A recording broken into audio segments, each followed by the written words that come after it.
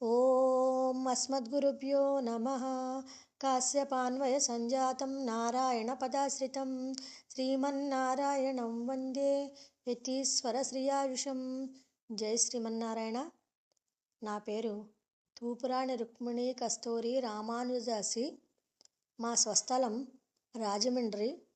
అడియన్ నాకు అనుగ్రహించినటువంటి పాసురం మొదటి పాసురమైన మార్గజి తింగళ్. మొదటగా ప్రార్థనా శ్లోకాన్ని అనుసంధానం చేసుకుందాం.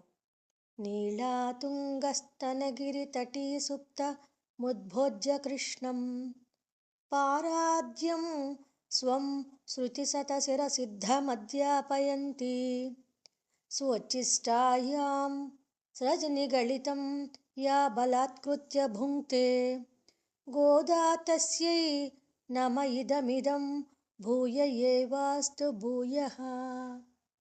ఈ శ్లోకాన్ని పరాశర భట్టర్ వారు గోదాదేవికి నమస్కార రూపంగా విన్నవించారు. శ్రీకృష్ణ పరమాత్మ నీలాదేవి యొక్క ఉన్నత స్తనగిరి తటముల్లో నిద్రించాడు. ఆ నిద్రిస్తున్నటువంటి కృష్ణసింహాన్ని మన గోదామ్మ మేల్కొల్పింది. పరమాత్మని ఎందుకు లేపింది అంటే సర్వజగత్తు అతని సొత్తని, అతడు స్వామి అని తెలియజేసి నివేదించుటయే ఆ తల్లి చేసిన ఉపదేశం. అమ్మ ఉపనిషత్తుల్లో ప్రతిపాదించబడినటువంటి పరతంత్ర అనే పాఠాన్ని పరమాత్మకే చెప్పింది. ఆ పరమాత్మ లోకాన్నంతటినీ కూడా కర్మపాశంచే బంధించి ఆ కర్మఫలం అనుభవించేటట్టు చేస్తాడు. కానీ ఆ పరమాత్మని మన తల్లి గోదాదేవి భక్తి అనే పూలమాలను తాను ధరించి స్వామికి వాటిని సమర్పించి కర్మకు ఫలముగా పరమాత్మనే పొందింది. అందుకే అమ్మను చూడి కొడుతాళ్ ఆముక్త మాల్యద, పాడి కొడుతాళ్ పాడి ఇచ్చింది. కాబట్టి ఈ విధంగా అమ్మకి అనేక రకాల నామధేయాలు కలవు. అలాంటి తల్లి గోదాదేవికి మరల మరల ఈ నమస్కారములు అని ఈ శ్లోకాన్ని భట్టర్ వారు విన్నవించారు. ఇక పాసురాన్ని అనుసంధానం చేసుకుందాం. మార్గజి తింగళ్ మది நிறைந்த நன்னாளால் நீராடப் போதுவீர் போதிமினோ நேரிஜையீர் சீர்மல்குவாயப்பாடி செல்வச் சிறுமீர்கள் கூர்வேல் கொடுந்தொழிலன் நந்தகோபன் குமரன் ஏறார்ந்தக்கண்ணி யசோதை இளம் சிங்கம் கார்மேனிச்செங்கண் கதிர் மதியம்போல் முகத்தான் நாராயணனே நமக்கே பறை தருவான் பாரோர் புகஜ పడిందు ఏలోరంబావాయ్. ఈ పాసురానికి తాత్పర్యాన్ని తెలుసుకుందాం. మార్గశీర్ష మాసము వెన్నెలతో నిండిన మంచి రోజులు. అంతేకాకుండా మార్గశీర్షమనగా తెల్లవారుజామున సత్వగుణం అంటే బ్రాహ్మీ ముహూర్తంలో స్నానం చెయ్యాలనే సంకల్పం ఉన్నచో అందమైన ఆభరణం ధరించిన పడుచులారా రండి, ముందుకు నడవండి. నందగోపుల కుమారుడగు అందములగు కన్నులతో అలరారుతున్న యశోద యొక్క బాలసింహమును, నీలమేఘశ్యాముడును, ఎర్ర తామర పూలు కన్నులు కలవాడును, సూర్యుని వలె ప్రకాశాన్ని, చంద్రుని వలె వెన్నెల్ని ఇచ్చే దివ్య ముఖమండలము కలవాడైన నారాయణుడే. అతన్నే తప్ప వేరొకరిని అర్థించని మనకే వ్రత సాధనమగు పర అనే వాద్యాన్ని ఇయ్యనున్నాడు అనేటటువంటి తాత్పర్యం. ప్రతి పాసురం చివరిలో ఏలోరంబావా అనేది వస్తుంది. అది పాసురానికి చివరి వచ్చే మకుటం, అంటే ఈ వ్రతంలో చేరడానికి మనసు పెట్టండి అని.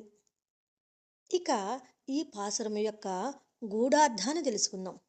ఈ వ్రతం ద్వారా చేతలను మంచి ధర్మ మార్గంలో ఉజ్జీవించేలాగా గోదాతల్లి 30 పాసురాల్లో ఈ ఉపనిషత్ సారాన్ని నింపి 30 రోజులు రోజుకొక పాసురం చొప్పున ధనుర్మాసంలో చేసే ఈ వ్రతానికే తిరుప్పావై అని పేరు. తిరు అంటే శ్రీ, పావై అంటే వ్రతం, మంగళప్రదమైన వ్రతం అని పేరు. ఈ పాసురాల ద్వారా అమ్మ పరమాత్మ యొక్క కళ్యాణ గుణగణాలని సౌలభ్యాన్ని, సౌశీల్యాన్ని, పర, వ్యూహ, విభవ, అంతర్యామి, అర్చావతారాల ద్వారా మొదటి 5 పాసురాలని తెలియజేసింది. అందులో మొదటిగా పరతత్వమైన శ్రీమన్నారాయణ్ణే మనం ఆశ్రయించి పర అనే సాధనాన్ని పొందాలని అమ్మ గోదాదేవి తెలియజేసింది. పరమాత్మ యొక్క కృపను పొందాలంటే ముఖ్యంగా ఈ 3 అలవాటు చేసుకోవాలి. భగవద్గుణ కీర్తనం, భగవత్ ప్రపత్తి, పుష్ప కైంకర్యం. ఈ మూడింటిని ఆచరించి అమ్మ పరమాత్మ యొక్క అనుగ్రహానికి పాత్రురాలయ్యింది. ఇక మాసానాం మార్గశీర్షోహం అని మార్గశీర్ష వైభవాన్ని శ్రీకృష్ణ పరమాత్మ భగవద్గీతలో ఆ మాసం యొక్క వైభవాన్ని తెలియజేశాడు. వాసుదేవ తరుచ్ఛాయ నాతి సీత నఘర్మద అంటే కృష్ణ పరమాత్మ ఎలాంటి వాడండి? ఒక పెద్ద వృక్షఛాయ లాంటి వాడు. ఆ వృక్షఛాయ ఎలా ఉంటుందంటే గ్రీష్మతప్తులకు చల్లగాను, శీతపీడితులకు వెచ్చగాను ఉంటుంది. అంటే విష్ణు స్వరూపమగు మార్గశీర్ష మాసం కూడా అతి శీతలంగా కాకుండా, అత్యుష్ణంగా కాకుండా సమశీతోష్ణంగా ఉంటుంది. అంత గొప్పదండి ఆ మాసం. ఇక వెన్నెల నిండిన శుక్లపక్షం తెల్లవారుజాము బ్రాహ్మీ ముహూర్తంలో స్నానం చేస్తే సత్వగుణం ఇంకా ఉద్భుతమై సత్పురుషులతో చేరాలనేటువంటి కోరికతో మనం మంచి ఆచారాలను ఆశ్రయిస్తాం. వారి ద్వారా సమాశ్రయణం పొంది భగవదనుభవ యోగ్యత సిద్ధించేలా చేస్తారు ఆచార్యులు. ఇక ఎవరైతే మార్గశీర్ష స్నానం చేయడానికి ఆర్తి ఉందో వారందరూ అర్హులే రండి అని అందంట అమ్మ. ఎందుకంటే ఇక్కడ స్నానం అంటే బాహ్యమగు జలస్నానం కాదు, కృష్ణ సంశ్లేషణమే. కులశేఖర్లు ఏమన్నారండి ఆ కృష్ణ పరమాత్మ గురించి?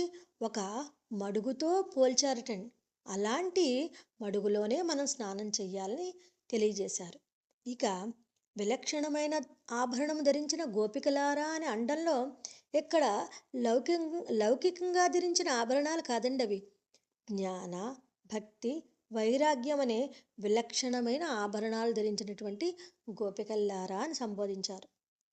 ఇక ఆచార్యుడు కూర్వేల్ నందగోపన్ కుమరన్ అంటే నందగోపుడు అనేటటువంటి ఆచార్యుని ఆశ్రయించి యశోద అనే అమ్మ యొక్క జ్ఞానంతో మంత్రాన్ని మననం చేసి ఆ జ్ఞానంతో పరమాత్మని ఆశ్రయించేలా చేస్తారు ఆచార్యులు.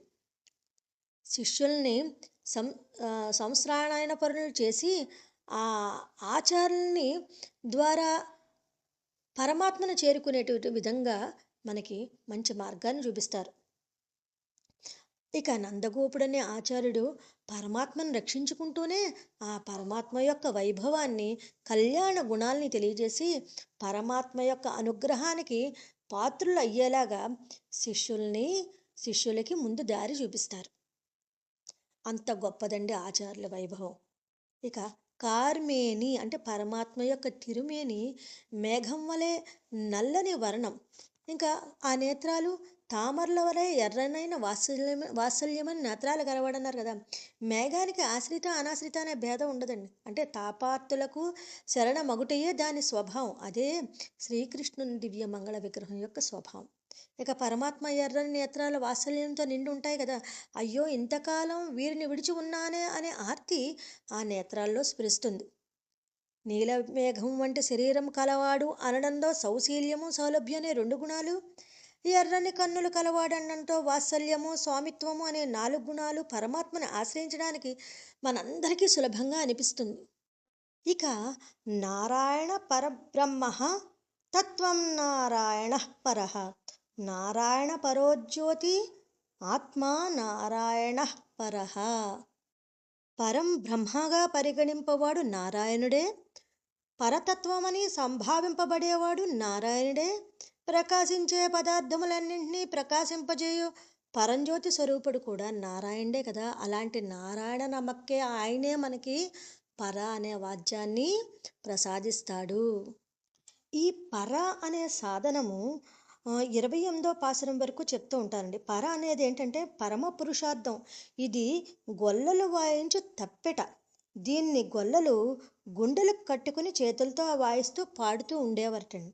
అయితే మనకి పర అనే వాద్యం, పరతత్వం అనే శ్రీమన్నారాయణుడి గురించి అని చెబుతూ మనందరికీ కూడా కృష్ణునితో అవిచ్ఛిన్న సంబంధం కలిగి ఆయనకి కైంకర్యం చేయడమే చివరి కాంక్షితం. ఇదే విషయాన్ని గోపికలు చివరి పాసురాల్లో తెలియజేశారు. కృష్ అంటే అపరిమితం, న అంటే ఆనందం, అంటే కృష్ణ అంటే అపరిచ్ఛిన్న ఆనందం, అది ఏ పరబ్రహ్మ స్వరూపం అని అమ్మ పాసురాలన్నిటి ద్వారా తెలియజేసింది. పరహితం కోరేవారికి తలచినదే తడువుగా సత్ఫలితాలని అనుగ్రహాన్ని పరమాత్మ నుంచి ఏ విధంగా లభిస్తుందో, అమ్మ గోదాదేవి పరమాత్మను పొందడానికై చేసే ఈ వ్రతానికి మంచి కాలం, మంచి రోజులు, సమయం వాటంతట అవే వచ్చాయి. ఈ తిరుప్పావై వ్రతము మనందరి పాతకాల్ని తీరుస్తుంది. పరమపురుషుని యొక్క పాదార విందాల్ని దర్శింపజేస్తుంది. సామాన్యులకు అందుబాటులో ఉండినట్లు ఈ వ్రతం ఇందు నిరూపించబడింది కదా.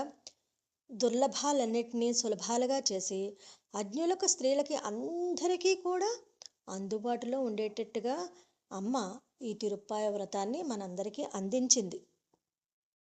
ఈ 30 రోజుల వ్రతం జీవుల్ని 3 దశలు కలిగిస్తుంది. అంటే జీవులకి 3 దశలను చేరుస్తుంది. ఏంటది? అనన్య శేషత్వం. అంటే ఈ జీవుడు పరమాత్మకే శేషుడు తప్ప వేరెవరికీ కాడు. అనన్య శరణత్వం, ఈ జీవునికి పరమాత్మ మాత్రమే రక్షకుడు, వేరెవరూ కాదు. అనన్య భోగ్యత్వం, ఈ జీవుడు పరమాత్మకు మాత్రమే భోగ్యమైన వస్తువు, వేరెవరికీ కాదు అనేటటువంటి దశలను ఆ జీవులకు కలిగించి ఆ పరమాత్మ యొక్క అనుగ్రహాన్ని పొందేలాగా ధరింపజేసిన అమ్మ ఈ వ్రతం అందరికీ అందుబాటులోకి తీసుకొచ్చి ఆ గోదాదేవి తరించి ఆచరించి ఆవిడ స్వామి యొక్క అనుగ్రహాన్ని పొంది మనమందరం కూడా గోదాదేవి యొక్క అనుగ్రహాన్ని పాత్రలుగా అవుదాం. జై శ్రీమన్నారాయణ, జై రామానుజ.